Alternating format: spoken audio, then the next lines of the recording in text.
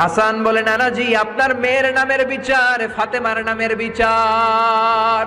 বিশ্বনবী মসজিদে নববীতে জোহরের নামাজ পড়ে হাসান হুসাইনকে দেখতে গেলেন, যে দেখে ফাতেমা রান্না করে। আসলে কি রান্না করে? চুলার মধ্যে পাতিল দিয়ে পানি গরম করে আর হাসান হুসাইনকে বুঝ দেয়, ঠিক কিনা?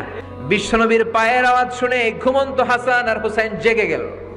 দৌড়ে এসে নানাজিকে ঝাপটে ধরে ডেকে বলে, নানাজি গতকাল কেন দেখতে আসলেন না?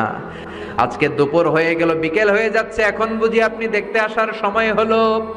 বিশ্বনবী বললেন, হাসান হুসাইন এই তো এইমাত্র জোহরের নামাজ পড়ে আসলাম, তোমাদের খোঁজ খবর নিতে এসেছি। হাসান আর হুসাইন বলল, কি খোঁজ খবর নিবেন? খোঁজ খবর নেওয়ার আগে একটা বিচার করে দেন, বিচার। আপনি তো আহকামুল হাকিমিন। বিশ্বনবী বললেন, কিসের বিচার? হাসান বলে, নানাজি আপনার মেয়ের নামের বিচার।